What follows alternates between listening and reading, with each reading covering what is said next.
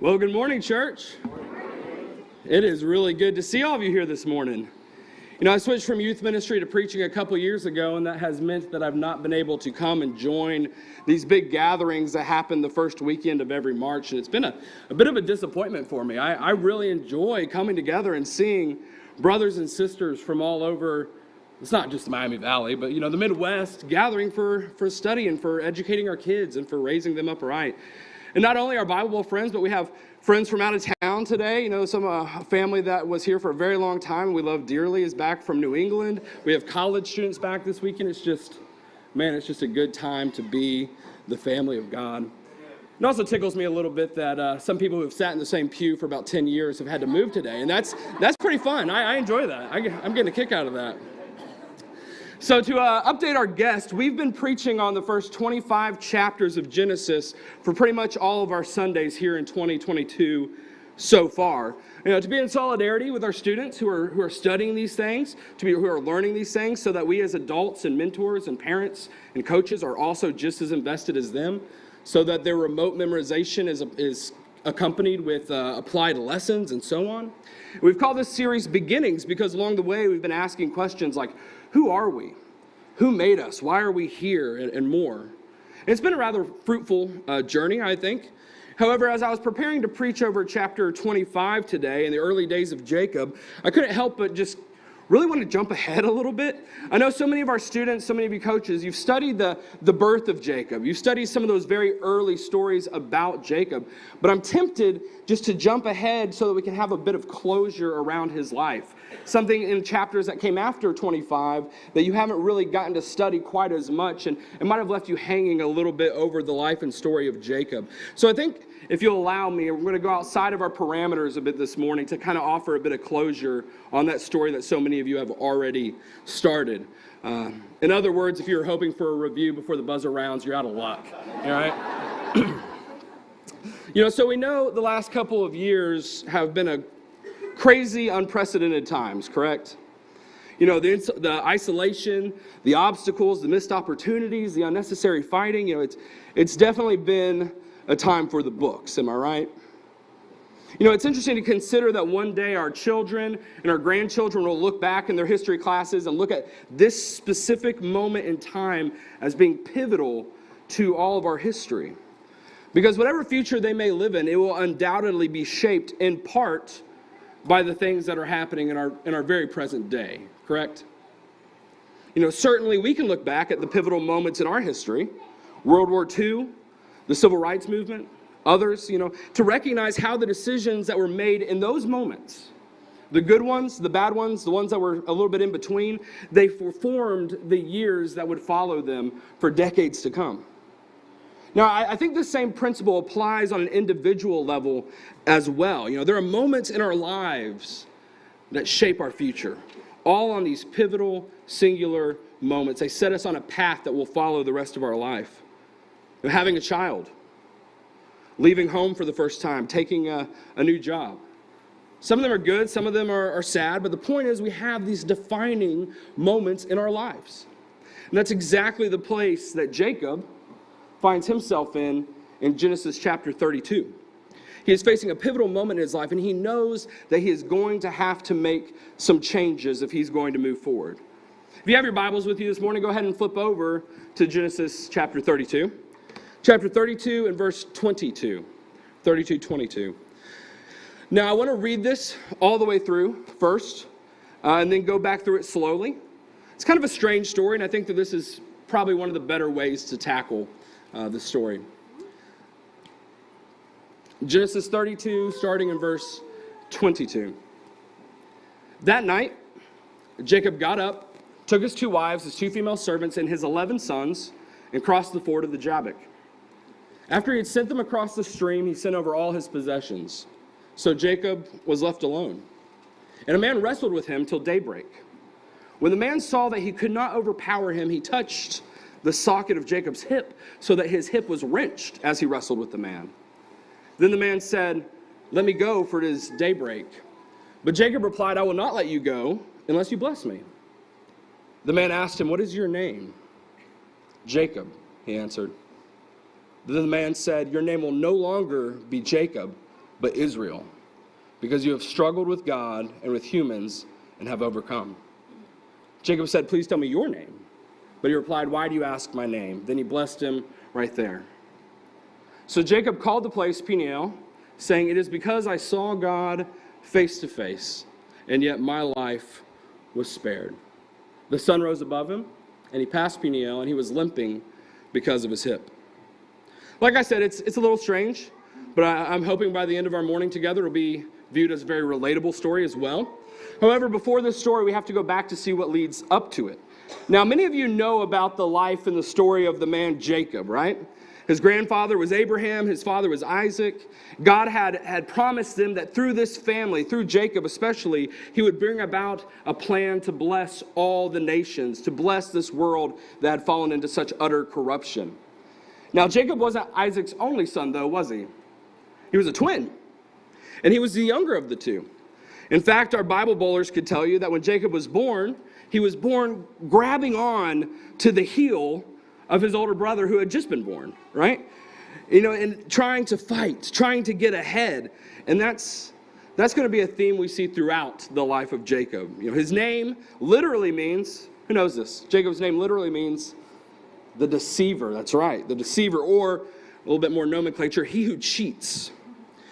And yeah, you thought your parents were mean. They didn't name you he who cheats. We probably wouldn't let you in Bible if that was the assumption there, right?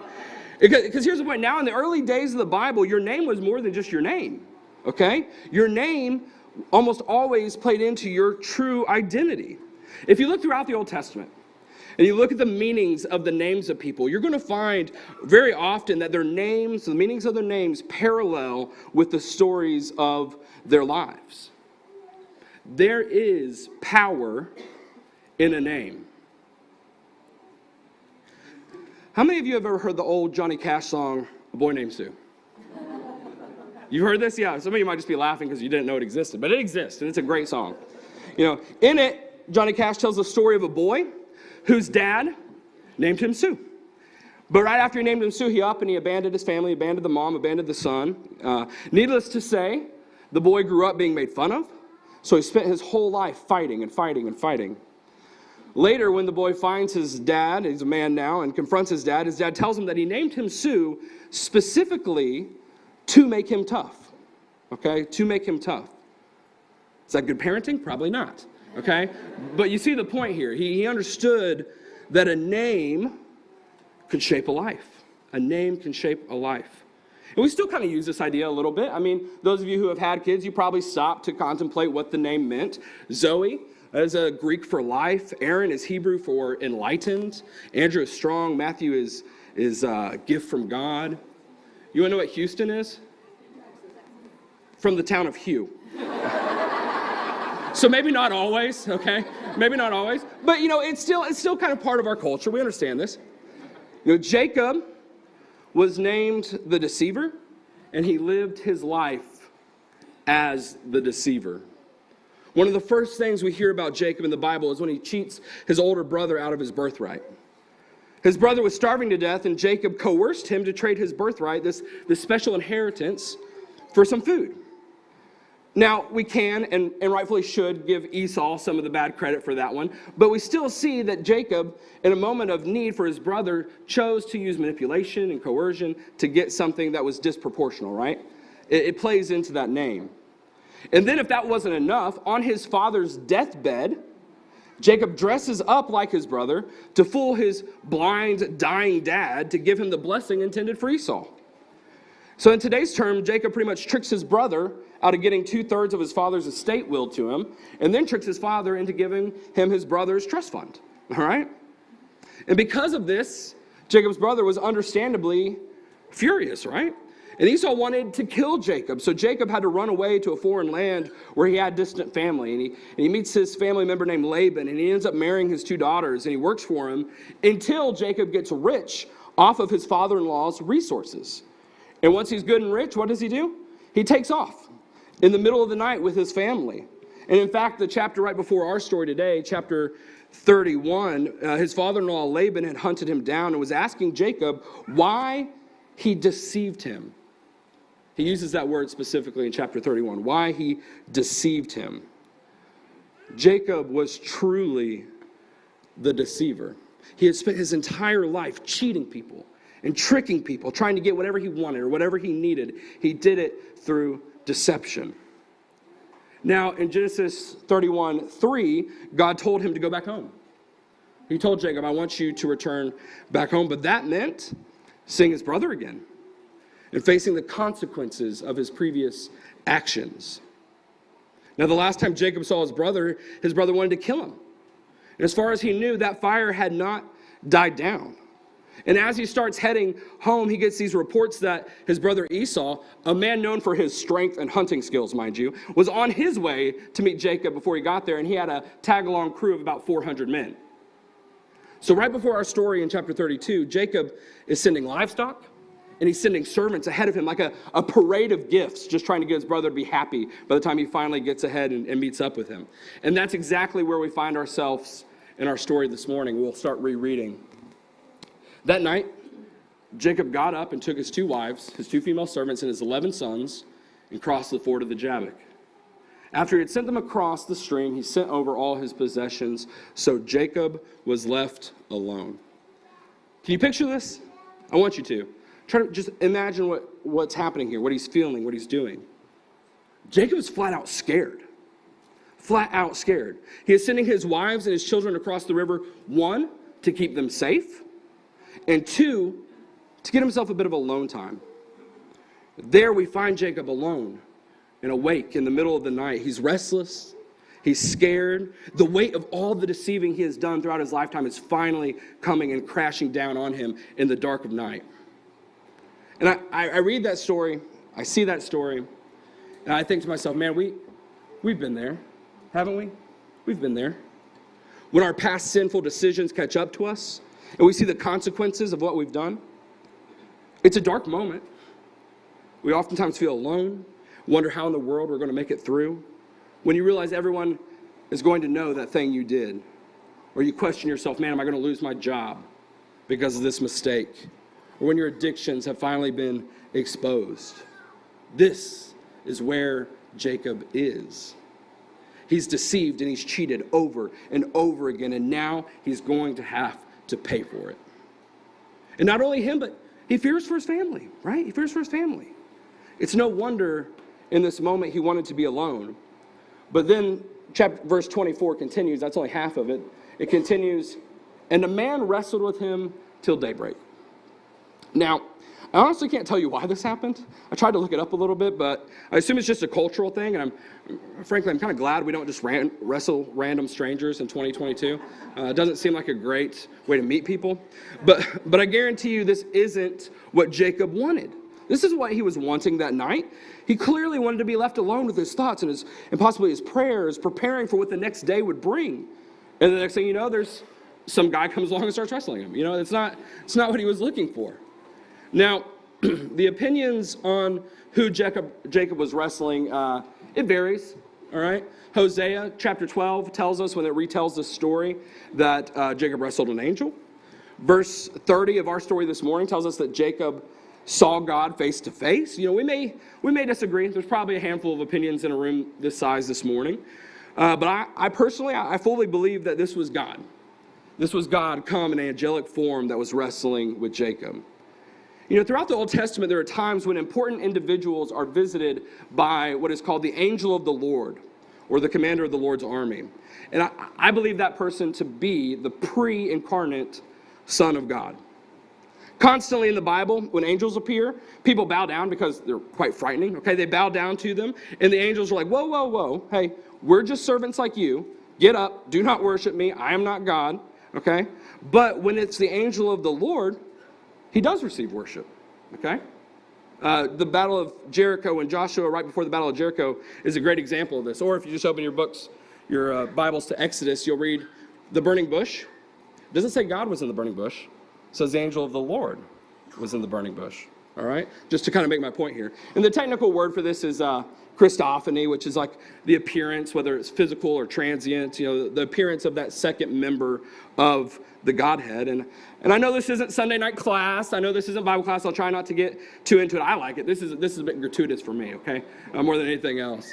But when we read the story, it's a bit confusing, and it's worth discussing, right? We have God present before man, and he wrestles him. But, okay, so that aside, once you establish that this is God, I think the beauty of this story really comes to light. Because what we see here is God comes to Jacob and engages him in his darkest moments. Do you hear that? God comes to Jacob in his darkest moment. He engages him.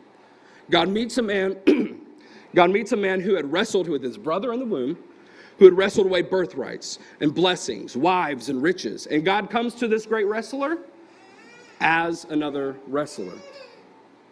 How poetic, right? But God doesn't come to wrestle Jacob in deception like he has done so many times. Instead, God comes to wrestle Jacob into submission. Jacob has lived his life in ways contrary to God's ways. And he comes to the culmination of those actions.